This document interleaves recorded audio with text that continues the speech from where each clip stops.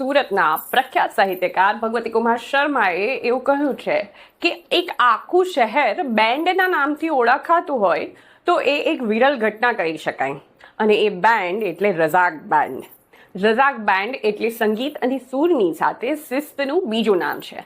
આજની તારીખે પણ જેમના લગ્ન પ્રસંગ કે શુભ પ્રસંગમાં રઝાક બેન્ડ ઉપસ્થિત હોય તે કુટુંબના વૈભવની સવાઈ છાપ ઉપજે છે.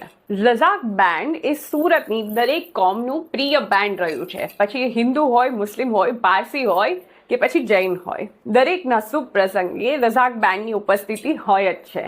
એનું કારણ છે કે રઝાક બેન્ડને ખબર છે કે કયા પ્રસંગે કઈ ધૂન વગાડવી, કયું સંગીત લોકોને પસંદ આવે, ક્યાં ઊભા રહેવું, ત્યાં ઘરની વહુ દીકરીઓ અને પરિવારજનોને પોતાનો આનંદ વ્યક્ત કરવાનો મોકો આપવો. અને એ જ કારણે રંગીલા અને મોજીલા સુરતીઓને રઝાક બેન્ડના તાલે ઝૂમવાની કંઈ અલગ જ મજા આવે છે.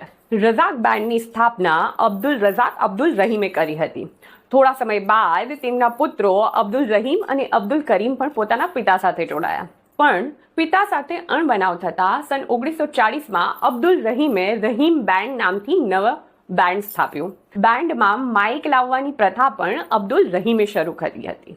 અબ્દુલ કરીમે પિતાનો સાથ નિભાવ્યો અને તેમની સાથે ત્યારબાદ અબ્દુલ ગની જોડાયા, જે માસ્ટર ગનીના નામથી પ્રખ્યાત થયા. માસ્ટર ગનીએ બેન્ડને એવું ડેવલપ કર્યું કે માસ્ટર ગની અને રઝાક બેન્ડ એકબીજાના પર્યાય થઈ ગયા. પિતા પાસેથી મળેલો બેન્ડનો વારસો માસ્ટર ગનીના સંતાનો માસ્ટર હાફિઝ અને માસ્ટર ફારૂકે પણ નિભાવ્યો. અને હવે તો નવી પેઢી પણ આ બેન્ડના વારસાને આગળ વધારી રહી છે.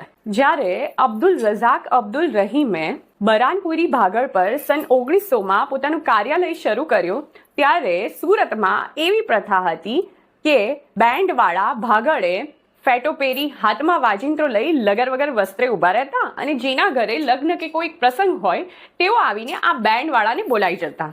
આવા સમયમાં અબ્દુલ રઝાકે સુરતને વ્યવસ્થિત બેન્ડ આપ્યું અને તેમણે બેન્ડમાં ચોક્કસ ડ્રેસની પ્રણાલી શરૂ કરી, જે સુરતના બીજા બેન્ડવાળાઓએ પણ અપનાવી લીધી. રઝાક બેન્ડના માસ્ટર ગનીએ હિમાલય કી ગોદ મેં અને એક સવેરા એક લૂટેરા જેવી ફિલ્મોમાં સંગીત પણ આપ્યું છે.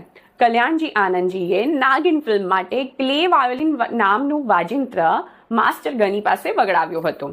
અને આજે વરઘોડામાં જે નાગિન ધૂન ખૂબ પ્રચલિત છે, જેના પર બારાતીઓ મન મૂકીને નાચે છે, તે વરઘોડાઓમાં શરૂ કરવાનું યશ પણ રઝાક બેન્ડને જાય છે.